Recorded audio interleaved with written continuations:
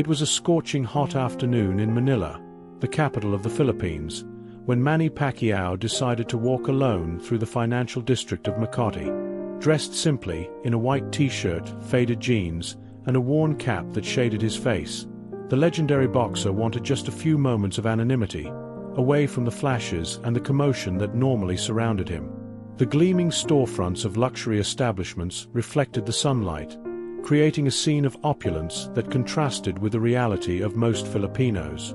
Manny observed everything with a contemplative look, remembering his own journey from General Santos City, where he had grown up in extreme poverty, sleeping on the streets and fighting for every meal. Among the stores that lined the avenue, one in particular caught his attention: the newly inaugurated Italian boutique Eleganza, known for dressing celebrities and politicians from around the world. His eyes scanned the imposing facade, with its imported marble and huge glass doors guarded by security guards in impeccable suits. Something within him sparked the desire to enter, not out of vanity, but to buy a special gift for his mother, Dionysia, who had always supported him even in the most difficult times. That humble woman who had sold cigarettes on the streets to support the family deserved something beautiful, something that symbolized how much he had managed to achieve thanks to her sacrifices.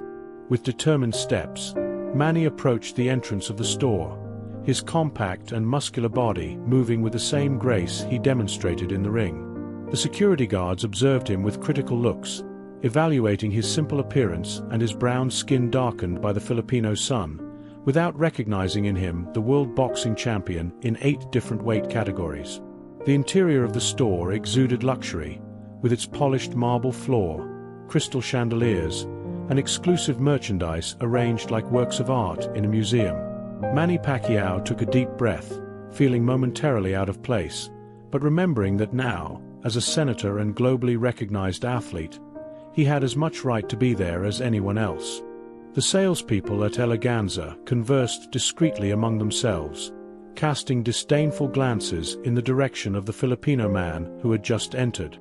Their facial expressions clearly conveyed what they thought: that this man of simple appearance and pronounced Asian features did not belong in that refined environment, was not the type of client who could afford their exclusive products.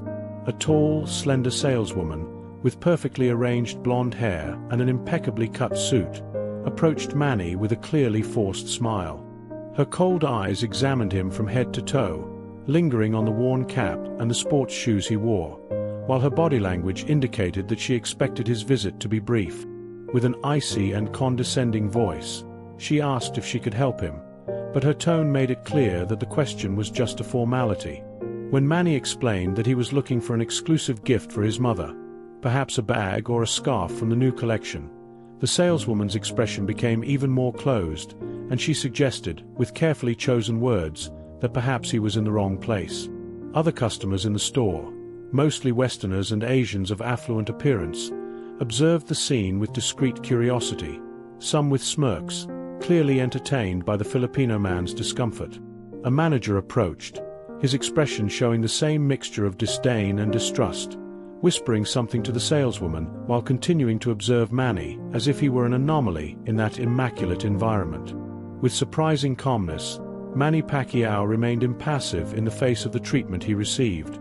Years of discipline in boxing had taught him to control his emotions even in the most challenging situations. He merely nodded politely when the saleswoman suggested that he might find something more suitable to his budget in another nearby store, a recommendation that carried the veiled insult that he couldn't afford to be there. The manager, with an artificial smile that didn't reach his eyes, discreetly positioned himself between Manny and the most expensive items in the store, a subtle but unequivocal gesture that he suspected this simple-looking man might have dubious intentions. The atmosphere became increasingly tense, as the silent discrimination continued to unfold in the luxurious environment. It was then that a young Filipino woman, working discreetly as a cleaning assistant in the store, recognized Manny Pacquiao.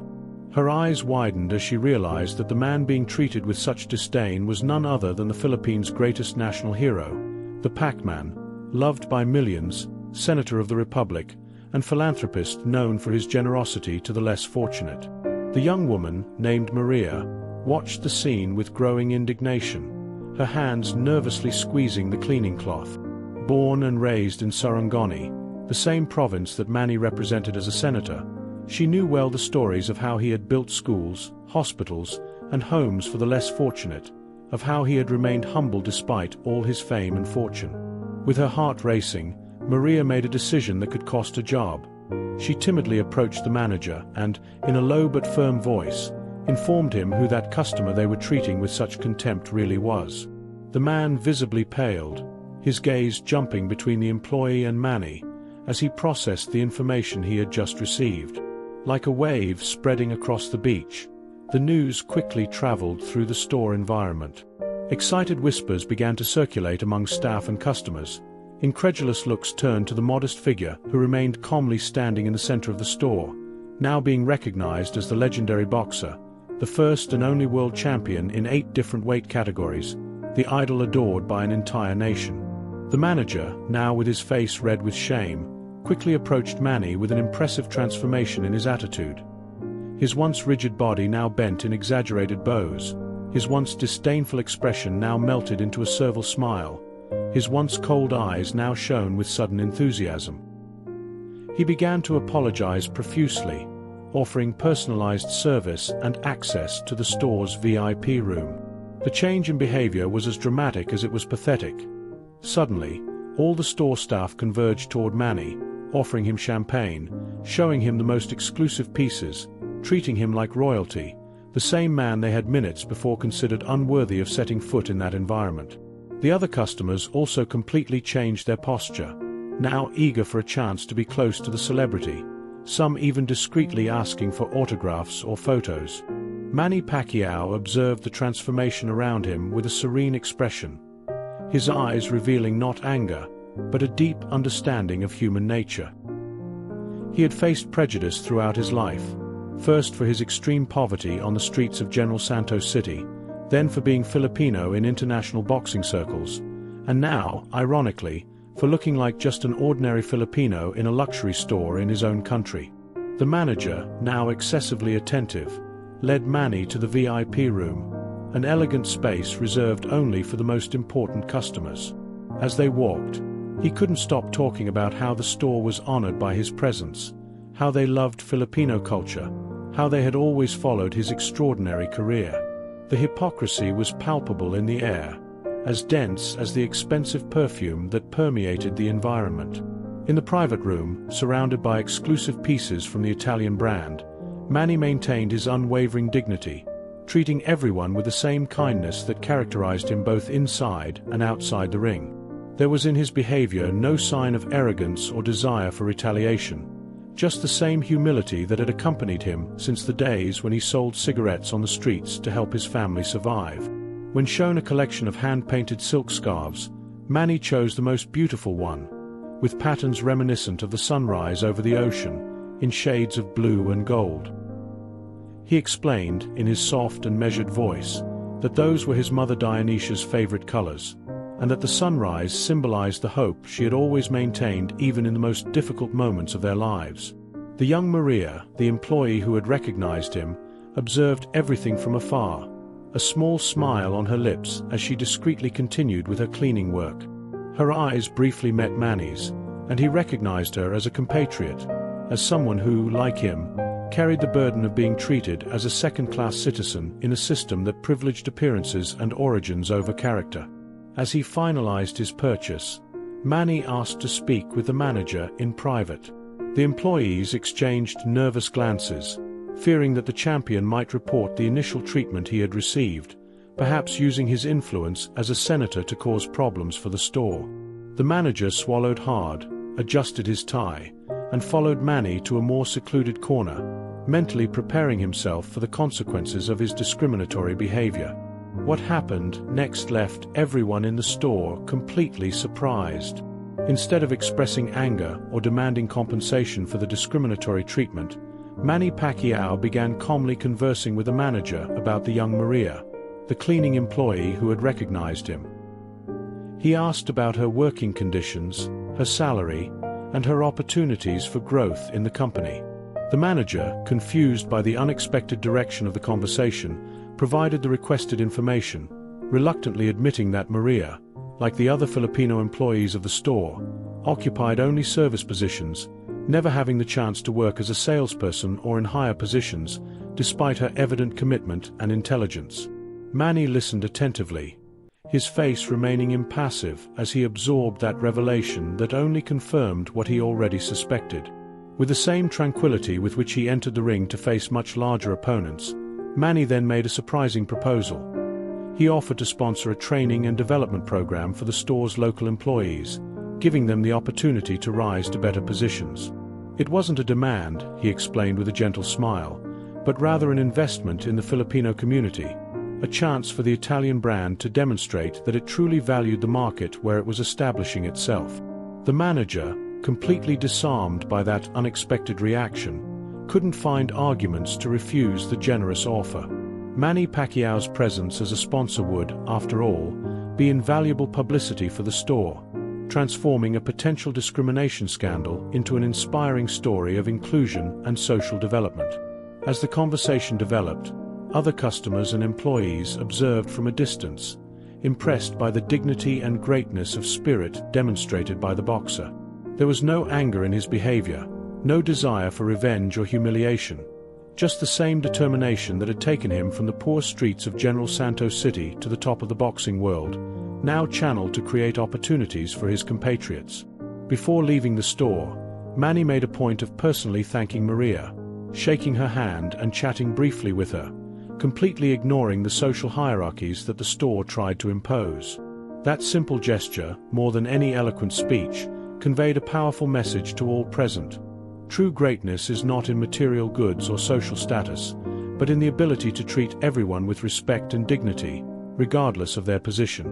In the days that followed, the story of what had happened at the Eleganza store spread quickly through Manila, first through social media posts made by customers who had witnessed the scene, then through reports in newspapers and television programs.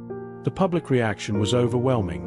Messages of support for Manny flooded the internet, while the Italian store faced a storm of criticism for its initial discriminatory behavior.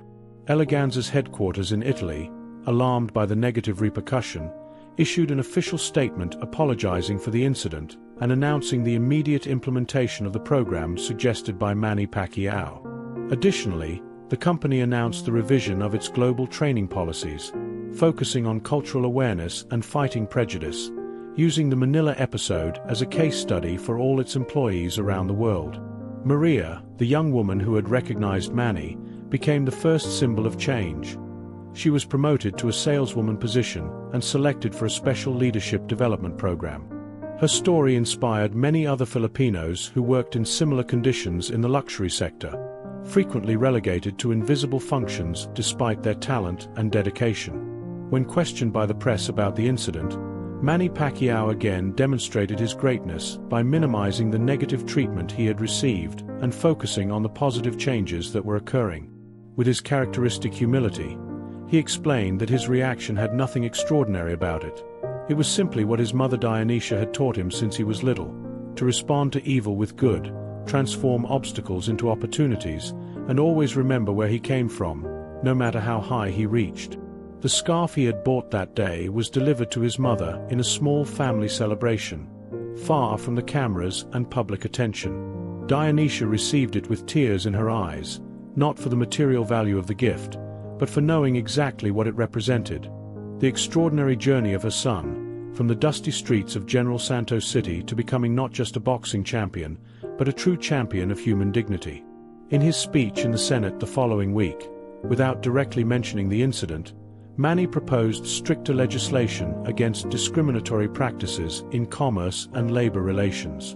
The proposal, which previously might have faced resistance, now gained broad support, with many of his fellow senators making veiled references to what had happened in the luxury store as an example of the need for such measures. 6 months after the incident, the Eleganza store in Manila had completely transformed. What was once an exclusive environment that silently discriminated against Filipinos themselves had now become an example of inclusion and appreciation of local culture. Filipino employees occupied various positions, from salespeople to managers, and the store had incorporated artistic elements from different regions of the archipelago into its decoration, celebrating the country's rich cultural heritage.